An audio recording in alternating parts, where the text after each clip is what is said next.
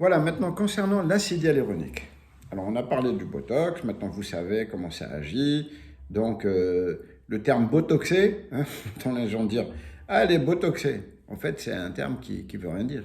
Botoxé, comme je vous ai dit, c'est le front et c'est le muscle. L'acide hyaluronique, c'est différent. C'est un produit qu'on a déjà dans le corps et pour diverses raisons, il va disparaître.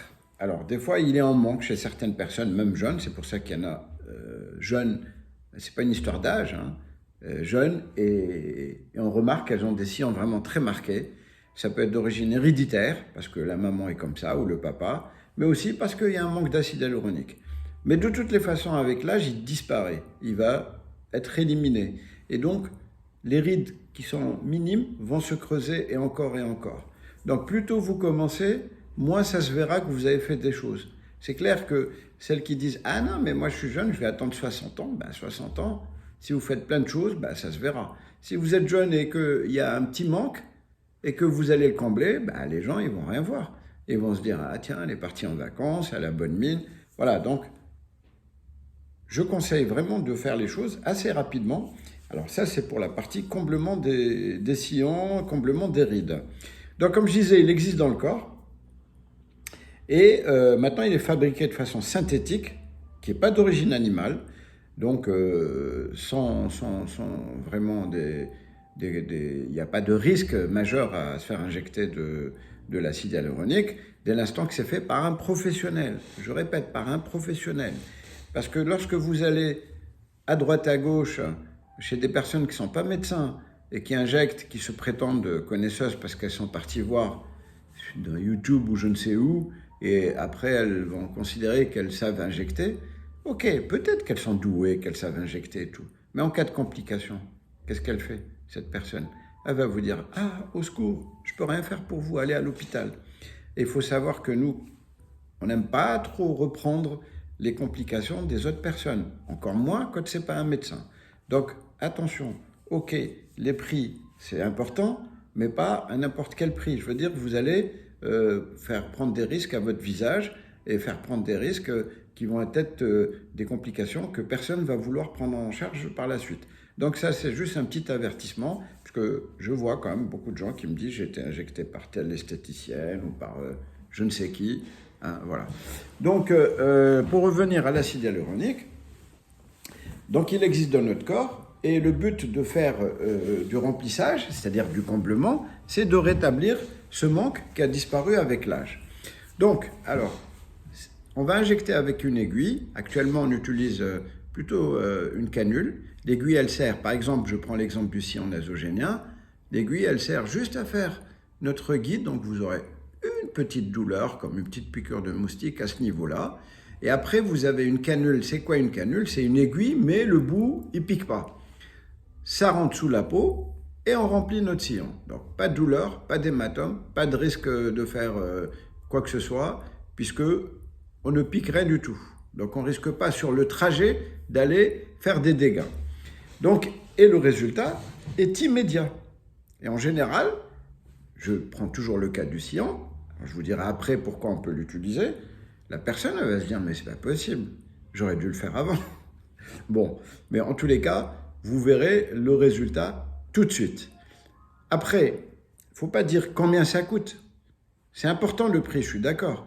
Mais ça change d'une personne à l'autre. La qualité de la peau, c'est très important. Le creux, lorsqu'il est prononcé, pareil. Les seringues ne sont pas des seringues très très remplies. En général, il y a 1 ml. Donc, je pense que la meilleure des choses, c'est vraiment de laisser le médecin faire. Et on va dire, le prix ne compte pas. Ce qui compte, c'est les résultats. Bon, évidemment, nous, on va donner un ordre de prix lorsqu'on voit la personne. C'est pour ça que les prix que vous demandez par Instagram ou par téléphone, ça ne veut rien dire. Parce qu'en face de moi, bah, je vais me rendre compte que bah, peut-être 2 seringues, ça ne va pas suffire. Mais le minimum, vraiment le minimum, par exemple pour les sillons, c'est 2 seringues. Donc alors l'acide hyaluronique va aller repulper la peau et il va combler les sillons. Il va alors aller, par exemple, les personnes avec l'âge, qu'est-ce qui se passe? Il y a un affaissement des graisses vers le bas et donc plus de pommettes. Donc pareil, on peut aller redessiner les pommettes. On peut l'utiliser aussi pour agrandir les personnes qui ont un menton qui est un peu effacé qu'on ne voit pas. On peut aller le rallonger.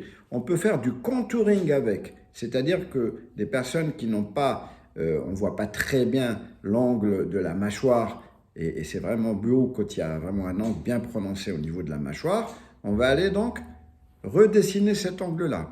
Évidemment, on peut l'utiliser pour les lèvres. Et aussi, maintenant, on peut l'utiliser pour le nez. Alors, ça ne remplace pas la rhinoplastie chirurgicale. Lorsque le nez est trop large ou qu'il y a une déformation très importante, c'est clair que ça peut être que chirurgical. Mais lorsque c'est une petite bosse, ou alors on veut relever juste un petit peu la pointe du nez et tout, bah, ça peut tout à fait se faire avec l'acide hyaluronique. Alors, l'acide hyaluronique, ce n'est pas un seul produit. Pour chaque région, c'est un acide hyaluronique spécifique. Alors, je ne vais pas rentrer dans les détails, on parle de réticulé, non réticulé, mais ça, c'est un peu du charabia pour vous. On va dire, je vais être plus simple, la densité.